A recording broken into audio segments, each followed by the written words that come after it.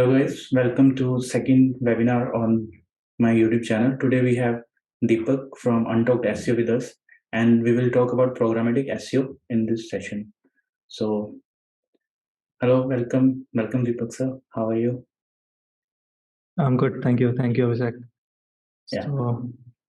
So for audience, please introduce yourself with our audience. Yeah, so I write about SEO at untalkedseo.com. But I started Untalked SEO only recently, but I have been blogging and into affiliate marketing for more than 6 years. So that's all about me. Okay. For today, we will talk as you know, programmatic SEO. If we search on Google, we mostly get the example of how corporates are using it. So I just want to know, Yeah. can we bloggers use programmatic SEO ethically to generate the traffic to make some money from Google AdSense or affiliate? Can you share something about that? Yeah, definitely. So, for corporates, like you said, they are using programmatic SEO for more than a decade. If you see Zapier or Airtable, these sites have been using for like a long time. But programmatic SEO, the term programmatic SEO, it started trending like last year in 2022, and I have noticed a lot of people using it for blogging as well. Like it's very new.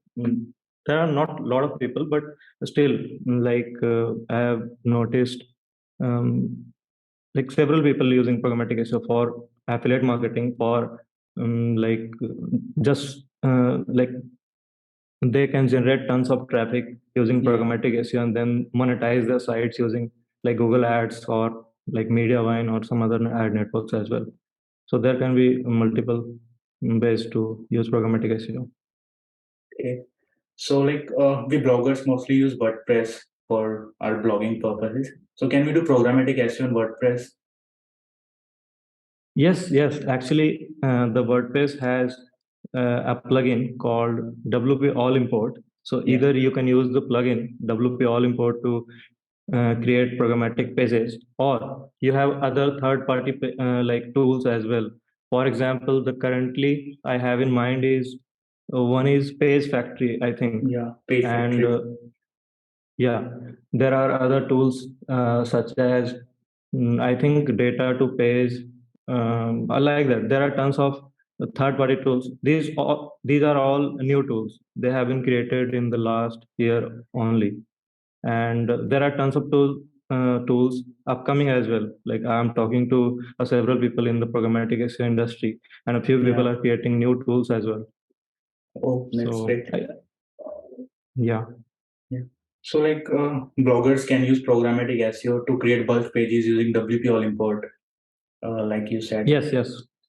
Yeah. Actually, yeah. So on one of my websites, I used WP All Import to create more than 40,000 pages, and it's totally functional. The site is not slowing down, and it's all good. You dumped all the pages all together, or you scheduled? Okay, so my strategy is like first of all, I will publish 20 or 25 pages initially to check any kinds of errors or technical problems on the pages. And once in the next like 2-3 weeks, I come to know that yeah, all the pages are doing good and there are no errors in Search Console or anywhere else, then I'll dump all the pages at once after that. Like for example, if I have to publish 40,000 pages, then after publishing the first 20 pages, I'll dump all the like rest of them at once. Okay, that's great. What do you use for indexing all of these pages? Currently, indexing is the main issue for us. So what can we do for indexing these pages? Yeah, so the main issue that I noticed from people doing programmatic SEO was they are not taking like they're not creating internal links. I believe that internal links are almost as important as backlinks, if not more. And internal links as well as backlinks, they both are important for faster indexing as well. because that is how search engine discovers new pages. For example, if you create some pages on your website, and if you leave them like completely orphan, you do not link to those pages from any of other pages on your website, most there are chances that they will not at all get indexed in Google. It's very difficult to get indexed or complete orphan pages, because Google thinks that if you have left those pages, it means those pages are not important. And if you are not giving importance to those pages, then why should Google or any other search engine? Yeah. But what you do for internal linking in these dynamic bulk pages? Okay, so like one strategy that I use, I'll add like a related post section where I'll show like two or three related posts. Like from so there are two things that you need to do for internal links. One, you need to internally link all the programmatically generated pages with each other, Yeah. and then you have to add some internal links from other manually written pages as well. Yeah, so that's important, because like programmatically generated pages maybe like may have high transactional intent for your website, but they are not equally valuable for other websites. So when you reach out for backlinks, it's nearly impossible to get backlinks to your programmatically generated pages. So Yeah. you need to have some manually written content on the same website, and using those content you can outreach for backlinks. And in those pages you can add links to some of the programmatically generated pages, so that if backlinks are pointed to your manually written pages, then the link juices will also flow to the programmatically generated pages from that page. Okay. And one more question I have, like when we create 40,000 pages, there might be chance for duplicate content penalty which Google might impose on our website. So what do you think about that? Like, will there be any issue of duplicate content on all of these 40,000 pages? Yes, there will be a lot of issues. You need to put a lot of effort in like manually verifying all your keywords, that they are distinct, they are not closely related, and the content is not being duplicated. And if, for example, if you find two keywords which are like close variations of each other, then choose the one which has higher searches. Like you cannot create two different pages for two closely related keywords. That's not a good practice. And not just in programmatic SEO, in like regular SEO, normal SEO as well, you should not create like uh, pages targeting very similar keywords. Okay. Um, can you give some tips on template creation, like what type of content template we should create so that we don't get like that penalty from Google?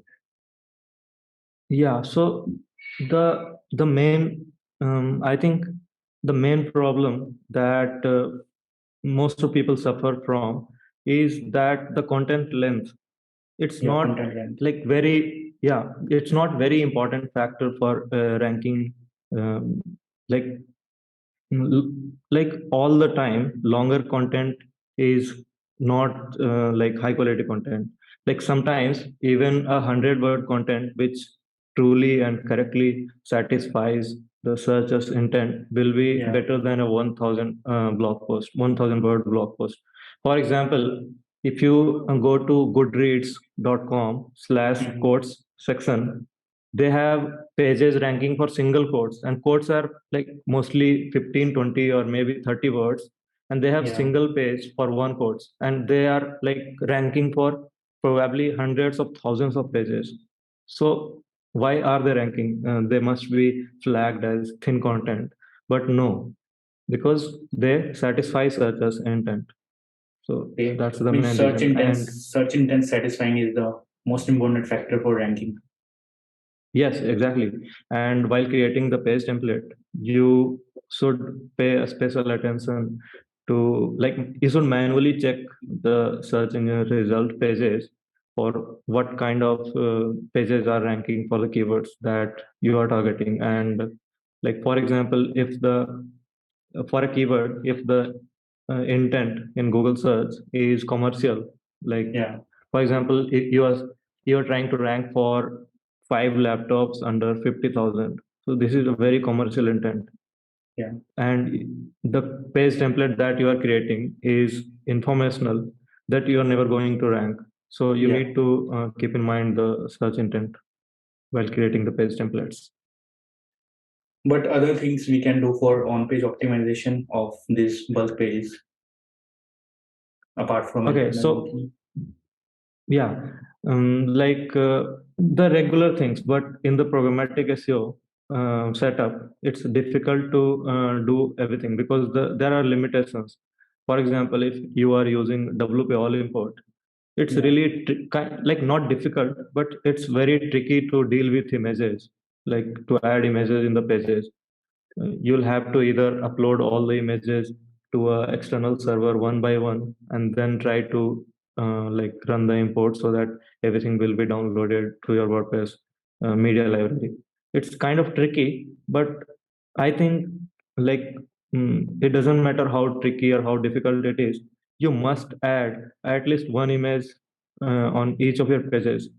That would be my best suggestion. And images should not be the same, like use Canva bulk create feature or like Zapier setup to create Yeah. different images for different posts. That's possible. Like it's not very difficult. Yeah, I have So seen you have that shared a video about that Canva bulk builder on your yeah, Twitter yeah, handle. I will share that link. exactly. Yeah, that's Sure, that's sure. very Yeah, very good strategy. yeah, It exactly. was also new for me. Oh, yeah. Actually, people told me that they have been using this feature for more than 1 year, but I only discovered it like I think 1 month ago. It's Yeah. a really good Yeah. feature. The people who are using might not be using it for programmatic SEO. They might be using it for different purposes. Yeah, exactly. Like Yeah. people, I've seen a video about it on YouTube. They were using to create like business cards. Like there Yeah. was one template for the business card, and then they would provide all the data, the person's name, email address, and social media profiles. And in like they'll just run the template, and it will create 10, 20, or 15, 30 business card at once. Oh. Uh, can you give some tips or suggestions on how we can do keyword research for programmatic SEO? Like how can we come up with a niche for programmatic SEO blog? Okay, so honestly, I also struggle a lot while choosing and finalizing the niche. And like, there is no like, at least I don't have a fixed method for choosing the niche. The only thing that nowadays I do before finalizing a niche or topic or programmatic SEO keyword is like that I'll try to directly look at the SERP, what kind of pages are ranking. For example, like recently, I was working, like I was collaborating on a programmatic SEO project for a friend, and he was doing in the car niche, I think. Yeah.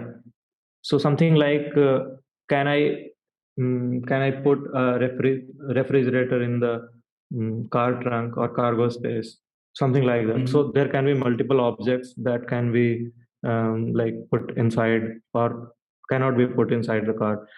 From, for example, can I put a dryer inside the car Yeah. boot space or cargo space? Can I put a chair inside cargo space or boot space? Something like that. So for doing the keyword research, there were not many results. Like the keyword has very low searches, probably maybe 5, 10 searches, or maybe even less than that. Yeah. But I try to look at Google Images because in Google Images, I searched, can I put a star in my cargo space, something like that. And there were items being shown, a chair in the images, and someone was putting a chair in the car. So I Yeah. noted that chair can be one keyword. Someone was putting a mattress in the car, so I noted that the mattress can be another. like keywords. So something like that. There is no fixed process. You have to look at the SERP and analyze any pattern or something. Okay. Any other things we can do for like analyzing this pattern in any niche? Like this Okay, Google so Images is also like it's a great insight from your end. yeah, But yeah, and other thing is mm, like you can use SEM Rush. So have you personally tried like putting a star in the keyword while yeah, doing the keyword research? yeah. So wildcard, that's a wildcard Means operator, like and if you put a star, how can we get that okay, main seed term? For example, if I have to start a website in car niche, like you have said, is can we fit something in car? So how can we get that fit? How to fit? How can we get that like head term for that? okay, yeah. So mm, first of all, decide what like broadness. Decide, Yeah. for example, if you would be doing a health related website or you would be doing a gardening related website. So first decide that, and then start searching by multiple terms related to your industry. For example, let's say I want to do something related to jobs or maybe education related.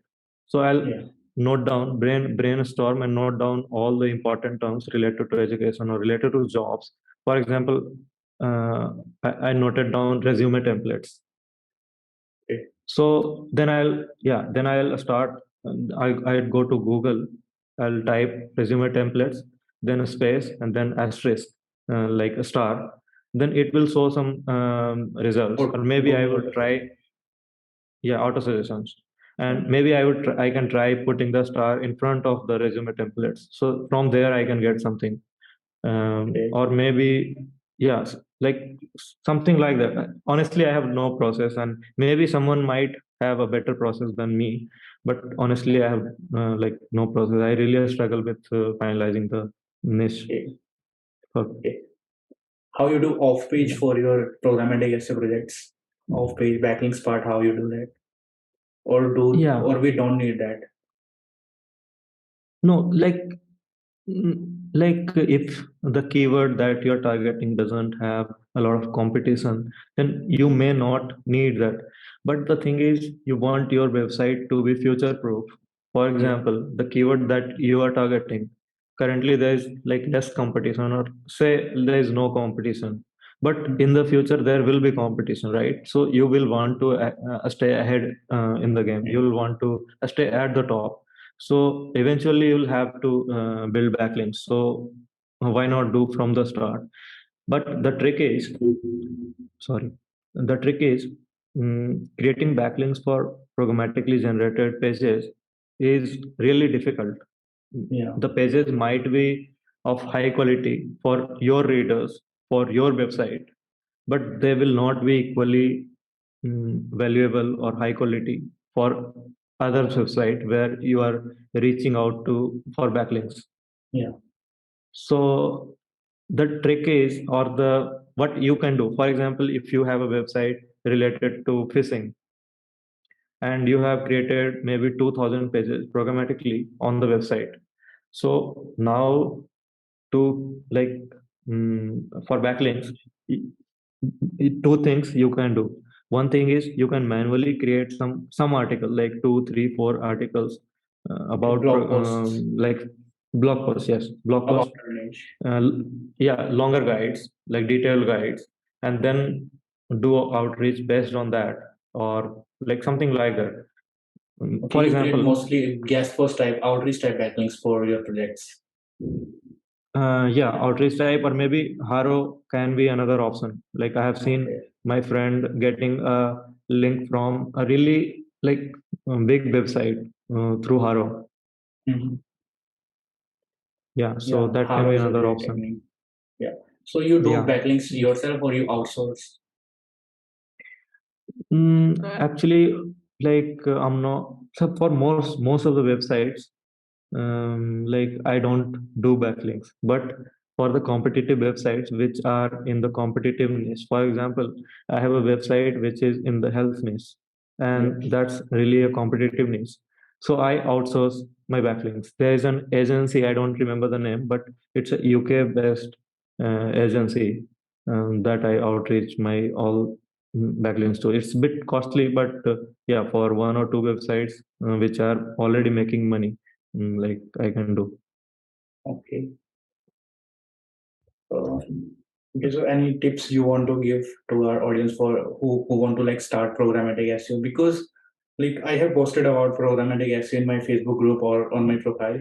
Most of people have like Yeah, most of like people have questioned like programmatic SEO is also spam. So what your take on yeah, this? Is yeah, programmatic SEO spamming or can we do it ethically to yeah. like make a long-term future? Yeah, so there is a very thin line between programmatic SEO, a long-term strategy, programmatic SEO being a long-term strategy, and programmatic SEO being a spam. There is a very thin line. So the goal is not to create too many pages. The goal is to create high quality pages, user-friendly pages that both users as well as search engines love. Like Yeah. uh, the 40,000 pages example that I was telling you about. Mhm. So that was complete experiment just to test the limits of Google and just to test the limits of WP all import. And I knew from the start that it would fail at some Yeah. time. And of course, it failed. Out of 40,000 pages, 30,000 pages got indexed and it started receiving a lot of impressions and clicks. And then suddenly it went to zero in just 1 or 2 months. Like I received impressions only for 1 or 2 months. After that, it all went to zero. So you have to come up with like it may seem that the technical parts of programmatic SEO is the most important part, but it's not. The most important parts of programmatic SEO is choosing the keywords, selecting the data set, Yeah. and creating the page template. These are the most important part. And the technical parts like how to set up WP all import, or maybe if you are using another tool, Yeah. that is Secondary, I technical think. but not the most, yeah, secondary. Yeah. Okay. So So that's like the as you only, said, yeah, like as yeah, you said no, about it for spamming, like it can be spammy, yeah, but to make it more ethical and long term and future proof, we need good set of keywords and data set. So like we have already discussed about how to get that keywords. So can you like share something yeah. about like how and where can we get good data set? Any sources Okay, you use for data before, sets? sure. Yeah. So before going to the dataset part, I'd say that if you are looking for a long-term project, like with programmatic SEO, Mhm. make programmatic SEO just one part of your content strategy, not the entire content strategy. Uh, like in other words, if like if your content strategy is 100%, then maybe like 80% you can do through content, like through programmatic SEO, but Yeah. rest 20% you must do manual posts, manually written posts if you are looking for long term. Because I have never seen a website which has 100% pages created through programmatic SEO and it is still getting traffic. It will get penalized if 100% of the pages are just programmatically generated. And now coming to the data set, it really depends. I think the Google has launched a Google Dataset search tool, which is Yeah. like not known to most people. So you can try searching there, but it really depends on the project that you are doing. You can, for example, if you are, I can't think of an example, but you can take Garnish. data from the uh, For sorry, example, we can take car. Okay. garnish. We can take for example. Yeah, so you can go to the like road transport minister website or some other government website. You can take some data from there. But the thing is, like you cannot take some data which is already like the data you take. Someone might also have taken the same data. Someone might also have created the like pages using the same data. So it will be identical even if you're page template is distinct, the data that you are providing the users is exactly the same. So what I recommend is like combine data from multiple sources. Let's say if you are yeah, that's like that is what I have been doing. For example, if you are talking about cars, I'd download the data from three different sources about cars. Some have the car names, and then the model of the car, and then some specifications of the car. Maybe another data set that I downloaded, it has name of the car and then selling data of the car. In this year, how much cars are sold. Wow. Then I would combine the both, and then create a unique data set and then unique programmatic pages by using that. That's a great strategy. Thanks for this. Yeah. This So that is like this was also new for me. yes, exactly. And it's very easy to do in Excel or Google Sheets as well. We can use Google Excel formulas for Yes, yes. for Query. concatenation. Yeah. Yes, exactly. Yeah. So I think we have covered everything from for programmatic SEO. I would like to know from your end. So any tips or suggestion you would like to give for someone who is like starting programmatic SEO with on WordPress with WP all import? Because we bloggers are mostly not technical. We have just knowledge of WordPress and we can use WP all import plugin. So any tip you would like to give to us? Yeah, so I think we talked about almost everything, but one thing that we did not touch is like hosting, web hosting.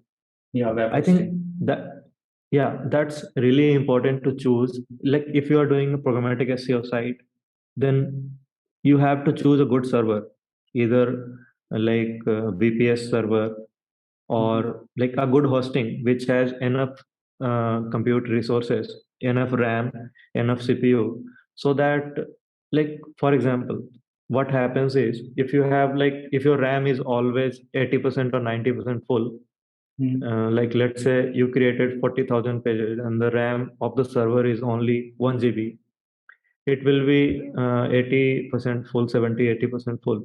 So when the search engine bots come to your website to crawl all the pages, the server would be unresponsive after some time. If let's say Google bot and Ahref bot or SEMrush bot or Bing bot, they all came to the website at the same time, then it would crash, the server would be unresponsive, and then it would take forever to crawl all the pages, and like that would also delay the indexing process. So I think like keep enough resources, compute resources in your server while doing programmatic SEO. That is one of like underrated, not underrated, but under talked topics of programmatic SEO. Yeah. Thank you so much, Deepak, for for joining this and sharing your tips about programmatic SEO. Thank you.